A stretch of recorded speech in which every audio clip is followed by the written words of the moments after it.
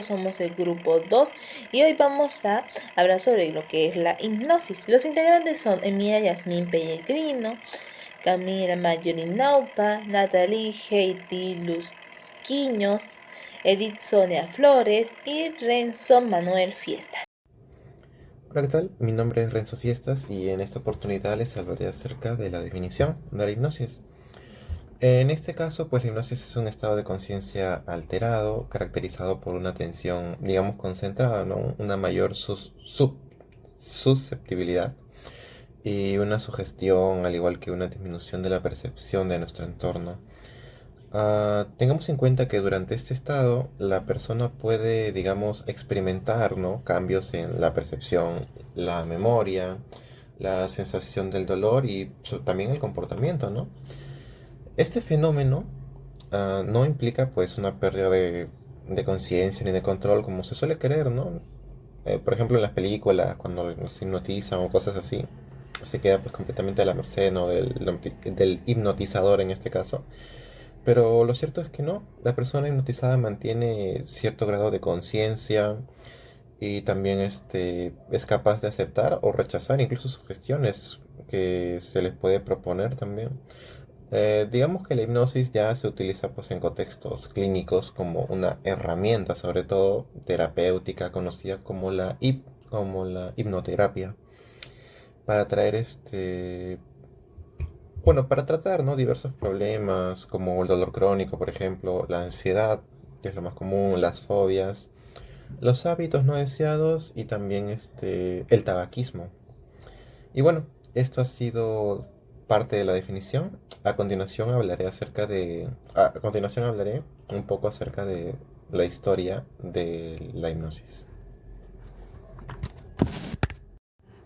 Hola, soy yo de nuevo. En esta oportunidad ahora hablaré acerca de la historia de la hipnosis, algo breve nomás, porque no tenemos mucho tiempo. Entonces, la hipnosis, para empezar, existe desde hace muchísimos años. Como, quizás como materia, algo así como, no sé, asignatura, podríamos decir, desde aproximadamente 1930, más o menos. Pero siglos atrás, esto pues se utilizaba la hipnosis en los templos. O sea, los sacerdotes usaban la hipnosis para sanar a sus pacientes. En este caso, no habían químicos y ni siquiera había documentación, por lo que la sanación era netamente a base de lenguaje. Los chinos, por ejemplo, los hindúes y me parece, los egipcios, incluso usaban la hipnosis como una herramienta de sanación.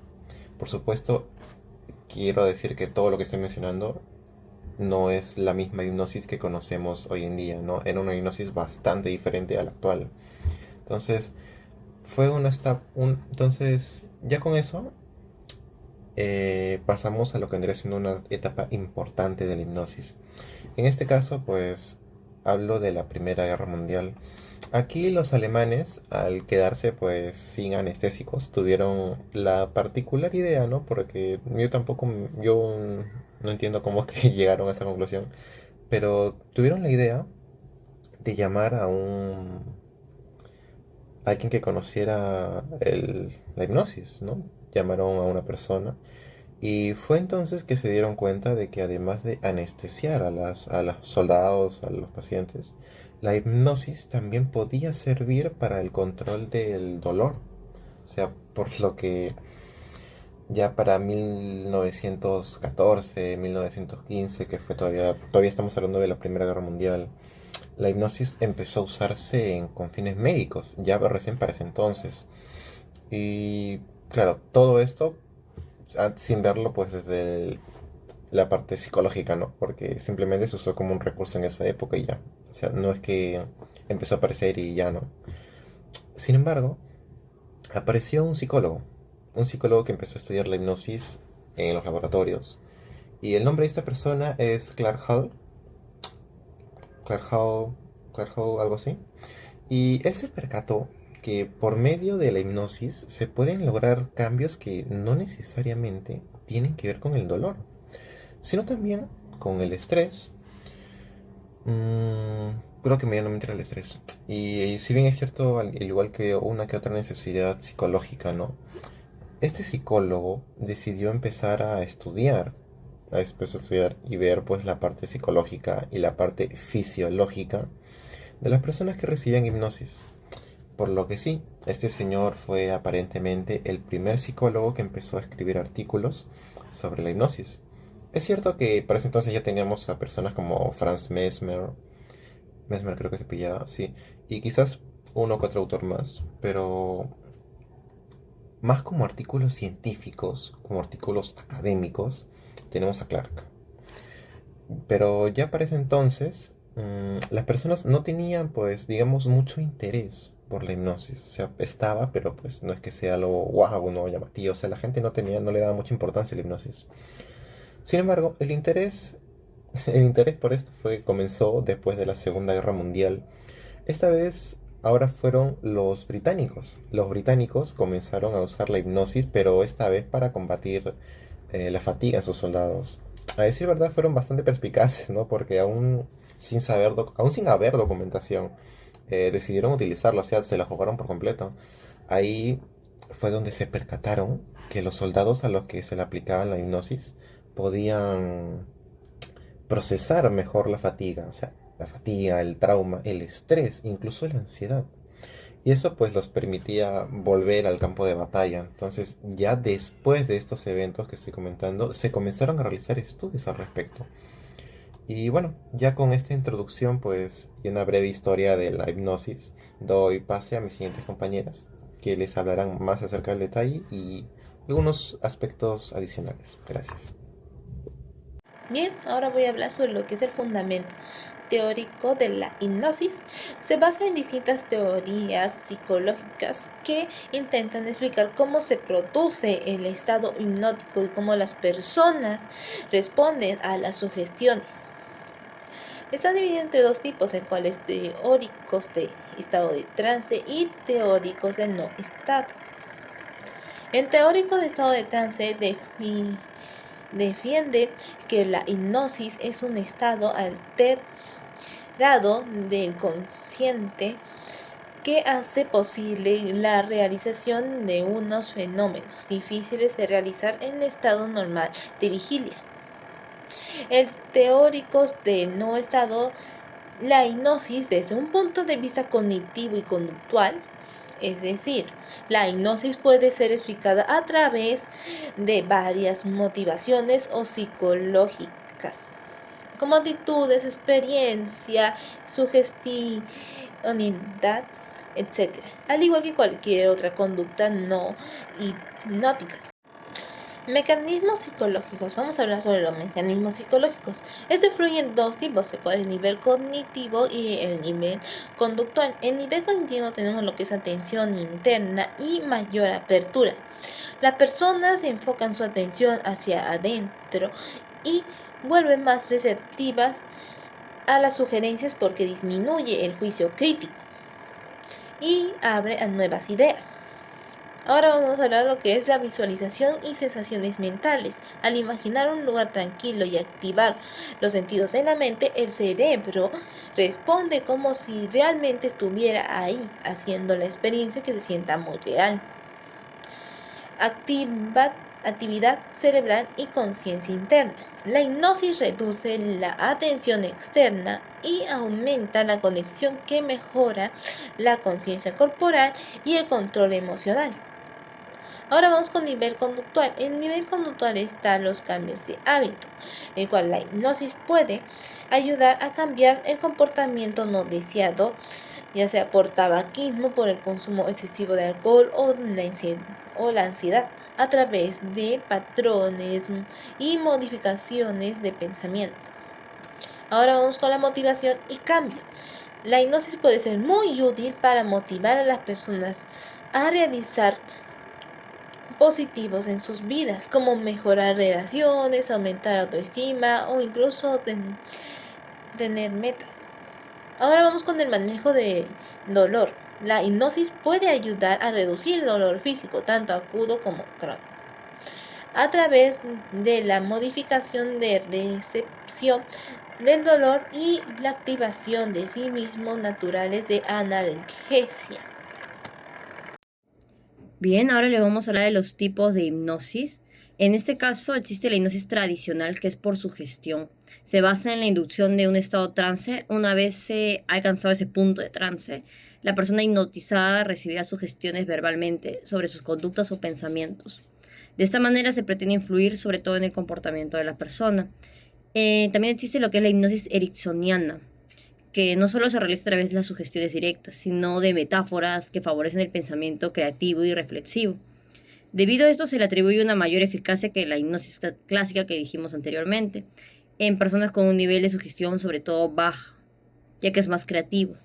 También existe la hipnosis cognitivo-conductual, que es un conjunto de métodos que impulsan el cambio comportamentalmente a través de la sugestión, como una consecuencia de la interacción entre diferentes factores. En este caso, el estado de relajación física, el uso de la imaginación, las expectativas y las creencias de las personas. También existe lo que es la autohipnosis. ¿Qué significa la autohipnosis? Una persona se induce a sí misma. Ese estado de trance a través de la sugestión. Se pueden utilizar instrumentos que ayudan en este fin, como las grabaciones en formatos de sonidos o aparatos que alteran las ondas cerebrales para modificar el nivel de conciencia. También existe la programación neurolingüística. Si bien no podemos decir que se trate estrictamente de un tipo de hipnosis, la quisimos considerar más que todo porque está relacionada con estos métodos. Esta técnica fue creada por Richard Bandler y John Gringer y utiliza modelos de pensamiento para mejorar las habilidades psicológicas, sobre todo. Por eso dijimos que podemos incluirla en este punto. Ahora les vamos a hablar sobre lo que es la hipnosis para mejorar las emociones y el dolor. Creo que todos hemos escuchado sobre cómo la hipnosis puede ayudar en nuestro estado de ánimo o en los dolores que sentimos emocionales. También ayuda la hipnosis. Puede aliviar la ansiedad, el estrés y reducir el dolor agudo y crónico, mejorando inclusive la calidad del sueño. La reducción del estrés y la ansiedad, la hipnosis puede ser efectiva para reducir los síntomas de ansiedad, ayudando a los pacientes a relajarse y a mantenerse mejor el estrés de sus vidas, ya que resaltar que el estrés es una constante presión. Entonces la hipnosis ayuda a que se mantenga más relajada. También ayuda con lo que son las fobias y los traumas. La hipnosis puede ayudar a los pacientes a enfrentarse a fobias o traumas al reducir la intensidad de las emociones negativas asociadas con ellos. También ayuda al tratamiento de lo que es el dolor crónico. En contextos médicos, la hipnosis puede utilizarse para aliviar el dolor crónico, como en casos de artritis, migrañas o dolores de espalda. Se ha demostrado que la hipnosis puede ayudar a reducir la percepción del dolor y mejorar la calidad de vida de los pacientes. La hipnosis está llena de mitos que distorsionan su verdadero propósito. Aquí hay algunos de los errores más frecuentes al respecto y la realidad detrás de ellos.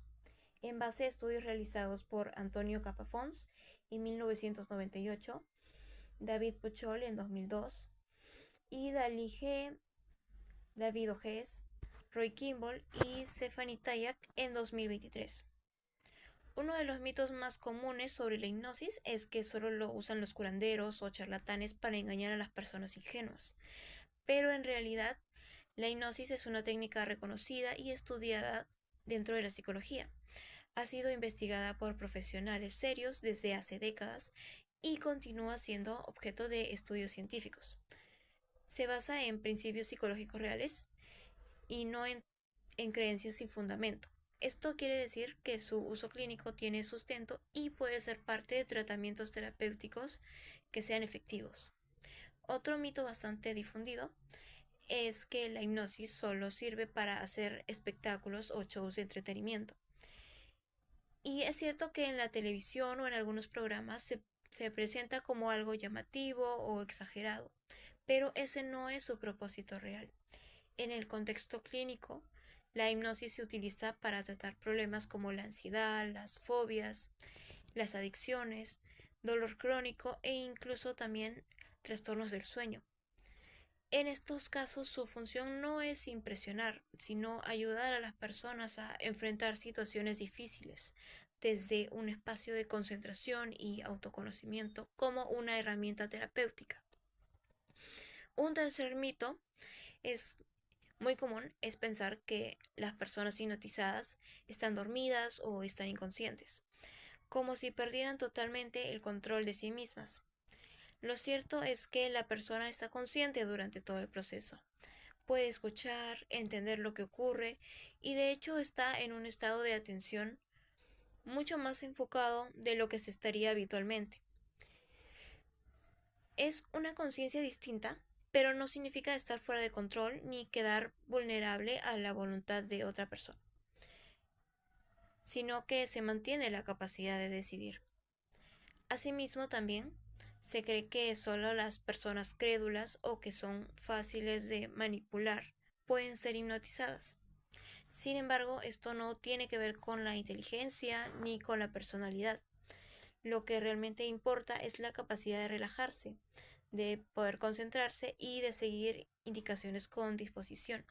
Es decir, cualquier persona que tenga la voluntad de participar puede ser hipnotizada, sin importar su nivel de escepticismo. No se trata de debilidad mental, sino de colaboración en un proceso que es guiado. Claro está, habrá personas a las que se les facilite más ser hipnotizadas que a otras. El mito número 5 dice que una persona hipnotizada no puede resistirse a las órdenes del terapeuta o del hipnotizador, es decir, que pierde la capacidad de decidir por sí misma. Y esto es completamente falso, ya que durante este proceso la persona conserva su capacidad de juicio y puede aceptar o rechazar cualquier sugerencia. No es una forma de control mental. Si algo no le parece bien, puede rechazar la hipnosis, ya que ésta no obliga ni impone. Es una experiencia que ocurre con el consentimiento de quien la vive. Otro mito es pensar que el terapeuta tiene todo el control y que el paciente es solo un sujeto pasivo que obedece sus órdenes. Pero en realidad este método funciona como una colaboración entre ambos. El terapeuta orienta el proceso, pero es el paciente quien realmente trabaja tanto con su mente como con sus emociones. El cambio no ocurre de una forma inmediata, sino porque el paciente participa activamente con apertura, con disposición y con objetivos claros. Este es un proceso conjunto en el que, de hecho, el paciente tiene un papel mayor. Un mito también muy extendido es que la persona hipnotizada no recuerda lo que pasó durante la sesión. Aunque esto puede pasar en muy pocos casos, lo más común es que la persona recuerde perfectamente lo que ha vivido. La mayoría de quienes han pasado por un proceso de hipnosis pueden describir lo que sintieron, pensaron y escucharon. La idea de una amnesia total es más un recurso ficticio que una realidad clínica. Por último, hay quienes creen que la hipnosis puede causar algún tipo de daño psicológico o agravar algún trastorno, pero esto no es así, ya que si se realiza con responsabilidad, ética y por profesionales capacitados, no representa ningún peligro. No genera algún trauma ni tampoco altera la mente de una forma negativa. Tampoco provoca efectos secundarios graves. Como cualquier técnica en la psicología, su efectividad y seguridad dependen tanto del contexto como del objetivo y de la formación de quien la aplica, debiendo ser alguien que esté capacitado para ello. Por lo cual la hipnosis es una técnica válida, útil y también segura, cuando se usa de una forma ética. Hola, me presento, mi nombre es Edith Flores y hoy quiero compartir con ustedes información muy interesante sobre hipnosis clínica y su efectividad comprobada no desde un enfoque mágico o del espectáculo como muchas veces se cree, sino de la psicología basada en evidencia científica. Para ello me basé en un artículo llamado Eficacia y la hipnosis clínica, resumen de su evidencia empírica, elaborado por Elena Mendoza y Antonio Capofo, dos autores reconocidos en el campo de la hipnosis clínica y publicado en la revista Papelera del Psicólogo. Además, para complementar esta revisión teórica, analizaré un caso clínico publicado por la psicóloga Manuela Tarraf, donde se aplicó hipnosis a un paciente con ansiedad con resultados muy positivos.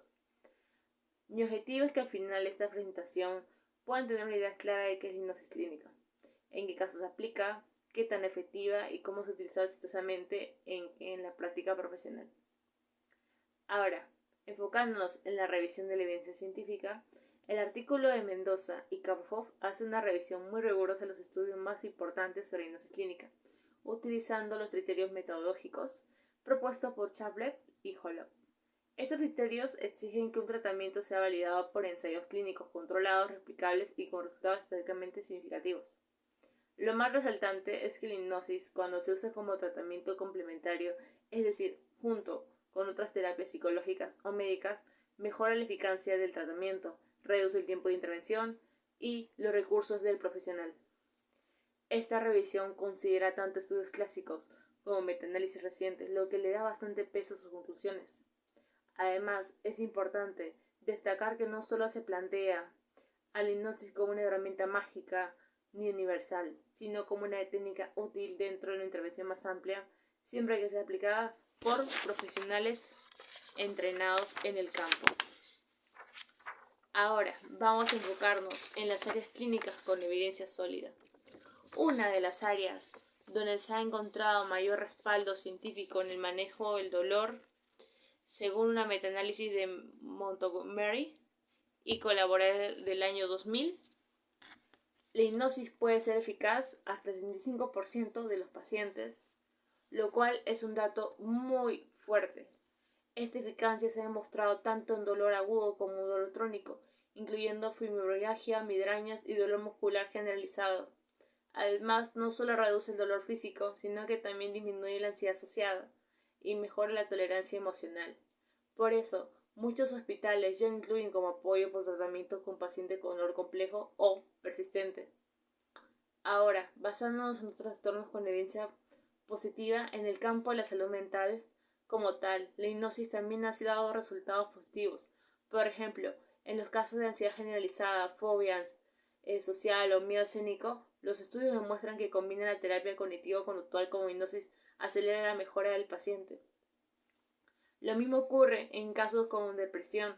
Un estudio de Aladis y Alabay en 2007 encontró que los pacientes que recibían TCC junto con hipnosis tenían mayores avances que quienes solo recibían terapia cognitiva. Además, los efectos son más duraderos. Otro campo donde la hipnosis ayuda en la modificación de hábitos, como en programas para dejar de fumar o para bajar de peso. En ambos casos, cuando se utiliza la hipnosis como apoyo, los resultados tienden a mantenerse más en el tiempo. Ahora, en las aplicaciones médicas y pediátricas, la hipnosis no solo se queda en el área psicológica, no, también tiene aplicaciones clínicas en medicina. Por ejemplo, en pacientes con síndrome de intestino irritable ayuda a disminuir los síntomas gastrointestinales. También se ha usado con éxito en cirugías para reducir el dolor postoperatorio, la ansiedad antes del procedimiento e incluso para disminuir el uso de medicamentos anestésicos o analgésicos. En el área oncológica se ha trabajado con pacientes con cáncer de mama para reducir los efectos secundarios de la quimioterapia.